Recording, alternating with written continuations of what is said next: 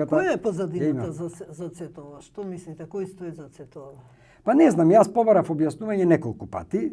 Значи, бидејќи директно не можев да го побарам објаснувањето, не можев да дојдам во контакт и во онај ден кога директорот ми беше во контрола на мојот час, немаше смисла пред децата да поставувам такви прашања. Значи немав можност. Причините по оние пораки кои ми беа испраќани, индиректни пораки и така натаму, дека треба малце да ја спласнам активноста моја, да не се борам толку многу за квалитетно образование. И веднаш по емисијата на телевизија Телма Топ тема, неколку дена после тоа јас го добив отказното решение. Значи, не сум бил послушник во тој дел, не сум го послушал да спласнам, не требало да зборувам, но јас реков и пак ќе речам, секогаш ќе се залагам за квалитетно образование во она што сметам дека најдобро го знам.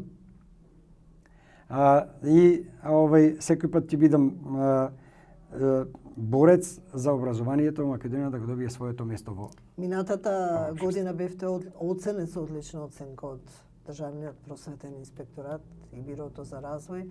За цело време говорите дека се залагате за квалитетно образование. На крајот добивате отказ од работа. Минатата година имавме во училиштето интегрална евалуација од Државниот просветен инспекторат, меѓу повеќето кои беа оценувани бев и јас. И бев оценет со одлична оценка. Потоа имав на еден од моите часови и контрола од Бирото за развој на образованието за квалитетот на наставата, советникот за Бирото за развој на образованието, исто така имав одлична оценка. Значи во делот на квалитетот на образованието кој јас го практикувам, немав никакви проблеми. Нема забелешки, нели? Па самите оценки, самите записници го покажуваат тоа, не треба јас да го говорам, тоа може да го говорат и оние кои се релевантни фактори за тоа. Зошто сето тоа дојде? Мене не ми се уште јасни причини. Не знаете од каде по која вертикала доаѓа? Па знаете што,